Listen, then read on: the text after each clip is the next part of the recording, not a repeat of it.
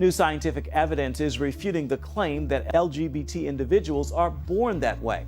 The report comes from researchers at Johns Hopkins University, and they say they aren't taking sides in the debate, just reporting the evidence. The new report says the formation of sexual identity is complicated, but the evidence indicates environmental factors may play a role. For example, it states that homosexuals are 2 to 3 times as likely to have been victims of child sexual abuse. The report also concludes that up to 80% of teenage boys who report same-sex attraction no longer have those feelings as adults. This new report covers data from 200 peer-reviewed studies and is published in the New Atlantis.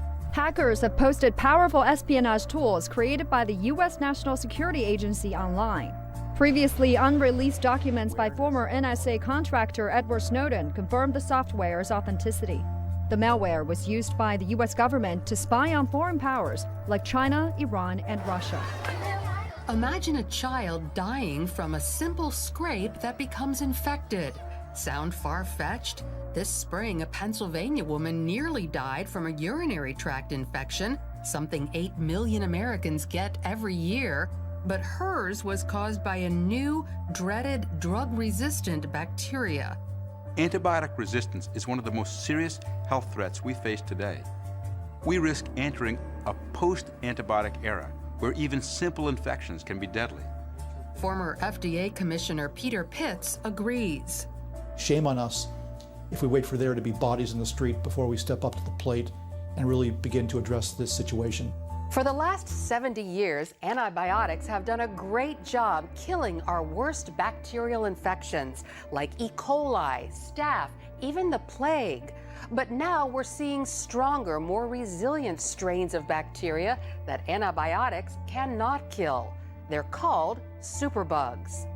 An alarming CDC report reveals these drug-resistant superbugs infect around 2 million Americans each year, killing 23,000. ISIS is using schools to indoctrinate children to be the next generation of terrorists. The Business Insider reports the terror group created its own curriculum to teach children how to wage jihad. The children are called, quote, cubs of the caliphate, and must study the core religious text of Islam. They also learn physical fitness, how to murder non-Muslims, and how to use various types of weapons. Even though ISIS has been losing territory, they continue to pass on their plans for jihad to their children. In Charlotte, North Carolina, authorities are investigating the fatal police shooting of a man whose speech and hearing were impaired. A trooper shot the man after trying to pull him over for speeding. Officials say a state trooper followed Daniel Harris after the 29-year-old failed to pull over. When the hearing and speech-impaired man finally stopped and got out of the car, police say there was a, quote, encounter. A single shot was fired and Harris died at the scene. There are questions whether Harris was aware of the sirens or could communicate with the trooper. Neighbors in the Charlotte suburb where the shooting took place say he was gunned down just doors from his family's home. Many are shocked and saddened. It was another violent weekend in Chicago. 57 shootings. That is more than 1 an hour. 5 of the victims died. Dean Reynolds now on a new strategy to try to stop the violence. With murders this year up 50% over last year. Shots fired, child shot. And with an increasing number of children counted as collateral damage, the Chicago police are now launching precision raids to sweep up repeat offenders who they say are responsible for much of the bloodshed. But even with this new dragnet strategy, the mayhem continued this past weekend. A 14-year-old boy, Malik Causey, was among the 8 killed. An 8-year-old girl, Jamia Barnes, among the 49 wounded. She was shot at a vigil for the 14-year-old. The kids don't even stand a chance. Ashake Banks took Jamia to the hospital. It was 4 years ago that Ms. Banks' 7-year-old daughter, Heaven, was shot to death while she sold candy on a sidewalk. California lawmakers have passed a bill targeting the state's religious colleges and universities over LGBT students and discrimination. Many religious schools were concerned the original bill would force them to violate their Christian beliefs, so the measure was adjusted. It still requires schools to inform students and facility if they claim any exemption from rules against discrimination. A scene that defines desperation. Here, northwest of Kirkuk, Iraq, at the front line between ISIL militants and Peshmerga forces, hundreds of civilians are stranded. They have managed to flee ISIL territory, but they are yet to find safety. With all the refugee camps in the area full, they have no place to go.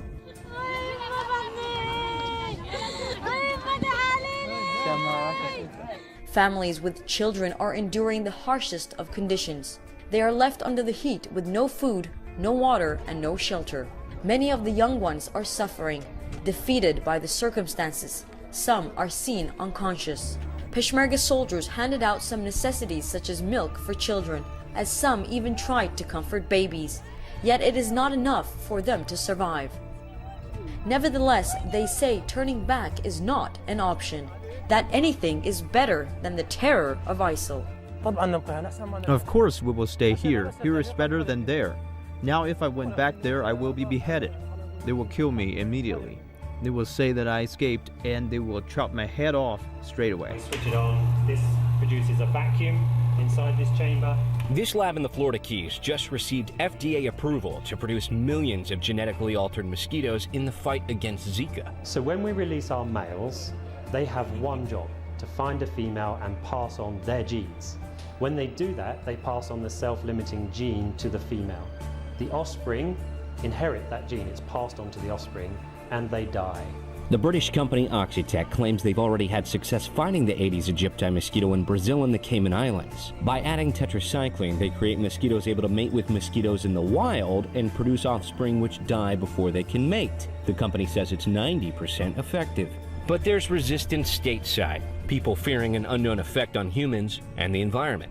The big concern is this is a test, it's a trial, it's a third stage to get an animal drug, as the FDA is approving it, to come to market. The people in their mind have a little bit of unknown fear, a fear of the unknown about this, but it's plain what's there for Zika, and we're learning more about it every day, and it's becoming more scarier every day. And the larvae go through, the pupae stay on top. And mosquito officials are pushing for the immediate use of the lab-created insects. Our Florida Keys Mosquito Control District is one of the best in the world. We didn't get that way from being hesitant to try new technology. And this is where we put the larvae. A referendum vote will be held in November, whether or not to allow the lab mosquitoes to be released. A federal judge in Texas has temporarily blocked President Obama's controversial transgender bathroom mandate.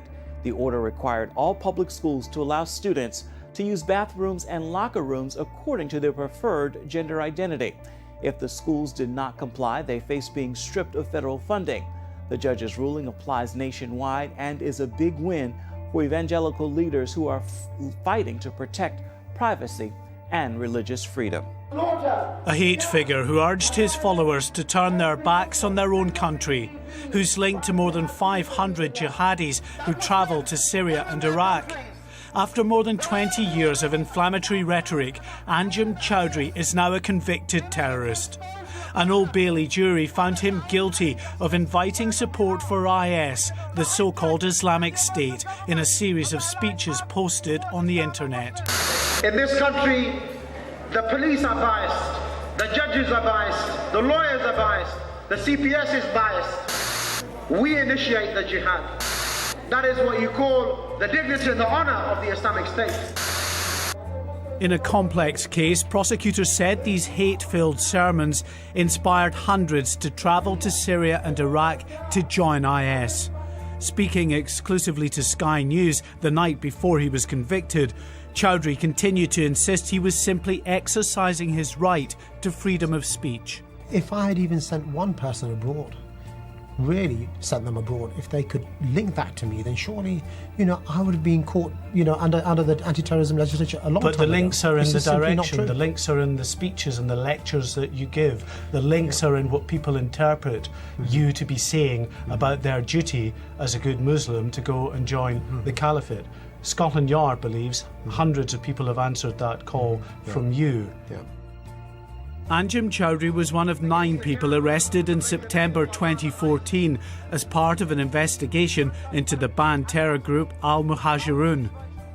One of those arrested with Choudary was his right-hand man, Siddhartha Dar, a Muslim convert now known as Abu Ramesa. We want Islam We want Islam to dominate the world. But he skipped bail and fled the UK. Now in Syria, he's taunted the authorities back home with a series of pictures like this one, clutching his AK-47 and his newborn child. And he's now widely believed to have replaced Jihadi John, killed in a US airstrike, as Islamic State's executioner-in-chief, appearing in a horrific video where a group of men were murdered on camera. Are you proud of that? You know, I've known Abu Rumaysa for a long time, many years, and I've always been proud of him as a Muslim brother. And are you proud of him now, in terms of the actions? Let me come on to that. But I've always been proud of him as a Muslim brother. And when he was here, he ascribed to similar views. If he decides to go abroad with his family, that's his choice. It is. Do you condemn it? And the point is that if he wants to go and live somewhere with his family, because he doesn't believe he's, for example, going to get a fair trial. It's his choice, but do you condemn it? I'm not asking about whether he has the choice to do it. Clearly, it's his choice. Do you condemn it? Mark, I've never been in the game of condemning or condoning people. Chowdhury shot to prominence after the 9/11 attacks, holding a press conference to praise Osama bin Laden. And he did exactly the same after the 7/7 London bombings. But this time the attackers had links to his own extremist group. He was also close friends with Michael Adebolajo, one of the killers of Fusilier Lee Rigby, and caused more outrage when he claimed the young soldier would be burning in hell. But despite repeated, horribly insensitive remarks, he always managed to stay on the right side of the law. In the end, it wasn't the hate-filled rhetoric that did for Anjem Choudhury, but the subtle, insidious support he offered a terrorist organisation. In this last interview, the man I've known for 15 years was in usual bullish form, trying to convince me he'd won over the jury. The very next morning, in a unanimous verdict, they found him guilty.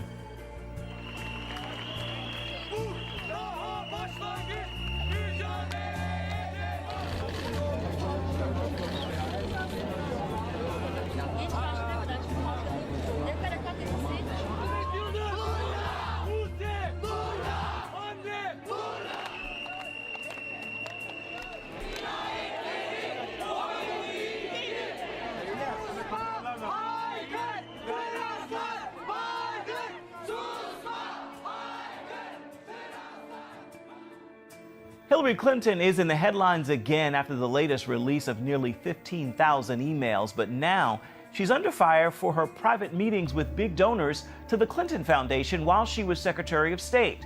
A new report shows at least 85 out of 154 people from special interest groups who met with her also donated a total of $156 million to the foundation.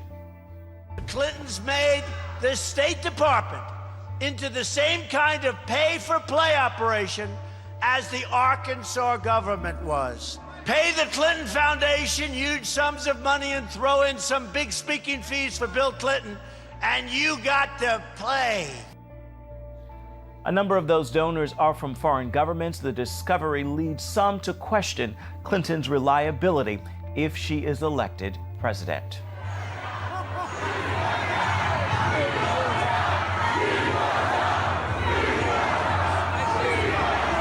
Within the First Amendment exists the prohibition of infringing on the freedom of the press. Tell that to Barack Obama's White House and Hillary Clinton. Clinton hasn't even won the presidency yet, and she is already announcing a full-scale war on the truth. Days ago, the Daily Caller reported that a Clinton campaign fundraising email was sent out arguing that Breitbart and other similar publications have no right to exist. Clinton's Deputy Communications Director, Christina Reynolds, wrote, "We've had a conservative media in this country for a while. I don't always like what they have to say, but I respect their role and their right to exist. Breitbart is something different," she says. "They make Fox News look like a Democratic Party pamphlet. They're a different breed altogether. Not just conservative, but radical, bigoted, anti-Muslim, anti-Semitic conspiracy peddlers who never have been and never should be anywhere near the levers of power in this country." New York Times tech columnist Farhad Manjoo is calling on Google to fix its search engine results to hide evidence of Hillary Clinton's failing health. If your diet of news actually revolves around the New York Times and the Washington Post, you have no idea that leaked George Soros memos clearly demonstrate a concerted effort to invade Europe and the United States with the ongoing migration jihad, with the aid of the federal government. The Daily Caller reported, even as the Times ignored the major role Soros's Open Society Foundation network has played in American policymaking,